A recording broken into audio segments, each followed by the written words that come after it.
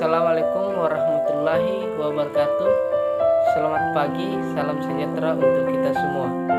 Perkenalkan, nama saya Rizky Bandebuntu dari Universitas Andi Jemma, Palopo, Fakultas Pertanian, Program Studi Agrobisnis.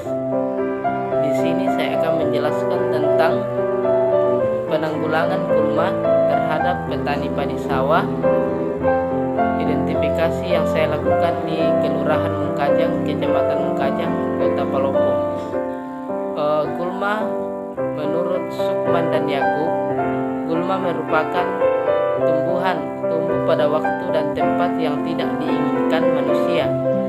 Sedangkan menurut Rukmana, gulma merupakan tumbuhan yang tumbuh di tempat yang tidak dikehendaki, terutama tempat yang tidak dikehendaki manusia, bermaksud untuk membudidayakan tanaman atau bercocok tanam. Ada 4 teknik atau cara untuk menanggulangi gulma yang ada di petani.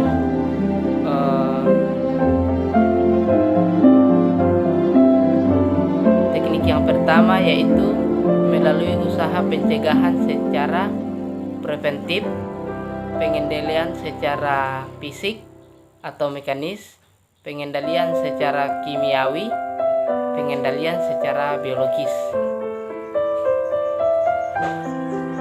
Yang dimana kita ketahui bahwa pengendalian gulma adalah usaha yang dilakukan untuk menekan laju perkembangan atau perkembangbiakan gulma agar tidak mengganggu tanaman budidaya.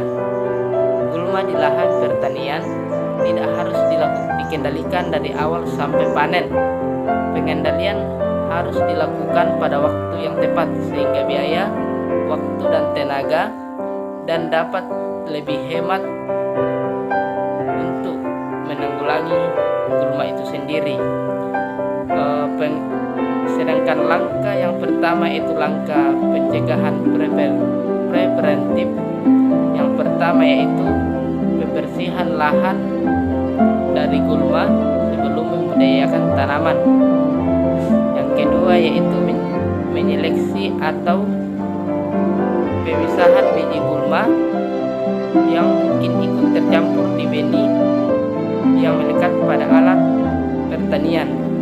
Yang ketiga, penggunaan pupuk kandang yang sudah matang untuk mencegah kontaminasi biji gulma. Yang keempat yaitu pencegahan pengangkutan tanaman tanah maupun benda yang memberikan potensi pemindahan biji gulma maupun gulma ke lahan budidaya. Pencegahan secara fisik atau mekanis merupakan pengendalian gulma yang dilakukan petani dengan alat-alat pertanian melalui kegiatan pengolahan tanah, pembabatan atau pemangkasan, penggenangan atau pembakaran, dan penggunaan mulsa. Teknik yang ketiga yaitu pengendalian secara kimiawi, yaitu menggunakan herbisida pengendalian gulma. Cara ini bersifat lumayan efektif dilakukan karena dapat menghemat waktu dan tenaga. Namun penggunaan herbisida secara terus-menerus pada lahan pertanian berdampak merugikan, seperti terjadinya pergeseran gulma dominan atau resistensi beberapa jenis gulma dan gangguan kesehatan pemakai serta keracunan pada tanaman dan hewan peliharaan. Aplikasi herbisida sebaiknya dilakukan pada pagi hari sekitar pukul 7 sampai 8 pagi dan disesuaikan dengan kondisi dan curah hujan. Teknik yang keempat yaitu pengendalian secara biologis atau pengendalian secara alami. Pengendalian gulma dengan cara biologis dapat dilakukan karena setiap spesies gulma mempunyai musuh alami. Pengendalian gulma dilakukan dengan menekan populasi musuh alami seperti insekta, fungi, ternak ikan, penyimpangan dan sebagainya, sehingga keberadaan gulma sudah tidak lagi merugikan apabila keadaan ini dapat dipertahankan. Usaha pengendalian tidak perlu diperlukan karena kita sudah bisa mencegah gulma sebelum melakukan budidaya tanaman.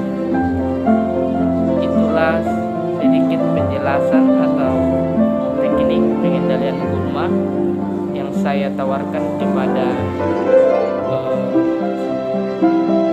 petani yang mengalami